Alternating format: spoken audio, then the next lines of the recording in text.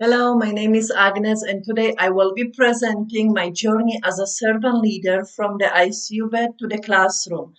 And I have a powerful story to say about my coworker and that powerful moment how I changed my view as a leadership. During the COVID time, my friend Eric was intubated and he couldn't breathe for himself. I had knew Eric for many years, and we used to work together, and he was an environmental service person. So during that COVID-19, his lungs were falling apart, and I was there for him. I had to be in his room for many times during the day because I had to adjust his ventilator settings. I had to suction his airways also. I had to just care for his basic needs. For many days, I stayed with him, and as long as I could, I had to help him as well.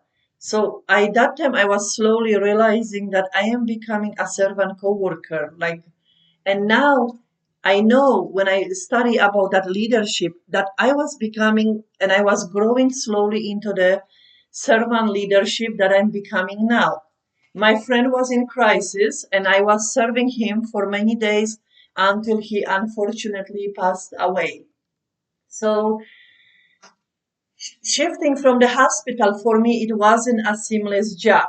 In a hospital, I used to see vital signs very quickly. I used to see the numbers very quickly. I used to see the progress very quickly. Like I could see the blood pressure, I could see the temperature on the monitor right then.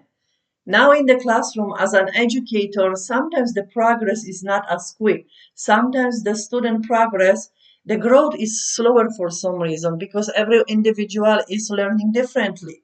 So in the classroom, I had to switch my leadership.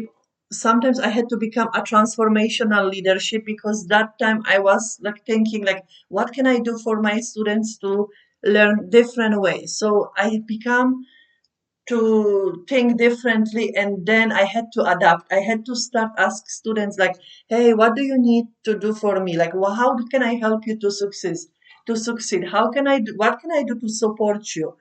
So many times I had to adapt, and many times I start doing the case studies based on the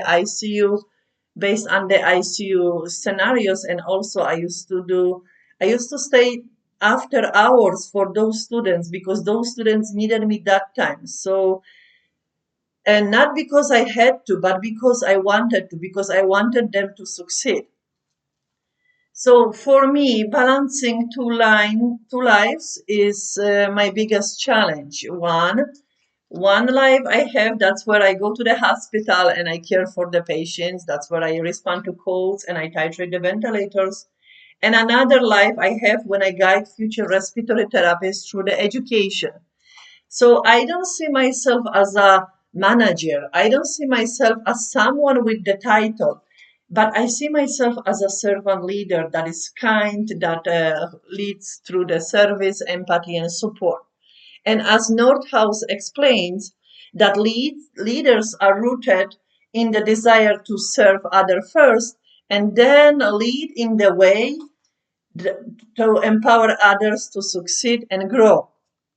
So in both roles, kind of, I listen first and I serve. And because that people trust me, then I care for them, I teach them, and I'm being there for them.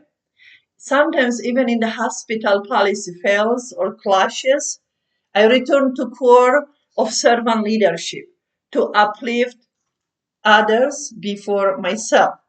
So now I know that learning how to breathe, learning how to respond to the stressful situation is literally beginning of the real leadership.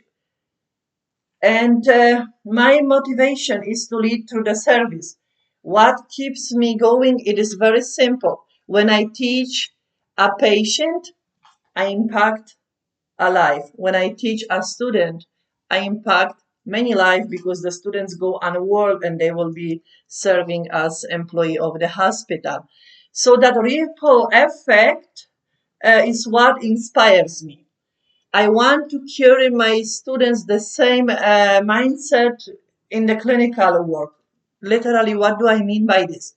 If they're gonna go and draw the blood work on baby, and baby has is afraid, there is a scared mother behind the baby, and also if they're gonna respond to the cold blue in a hospital and during their shift, that could be the worst day for the family members as well. So literally being calm, being there for the at that time is the servant leadership. It's all about serving others. So what is my takeaway on this speech? So leading is not about uh, titles, about authority. Leadership is about being to able to serve others during very difficult times in their lives. So I live with empathy, humility, and compassion. Before I finish my talk, I would just want to ask you one question. As of right now, how do you see as a leader, and how can you impact other people's lives at this time while you being present?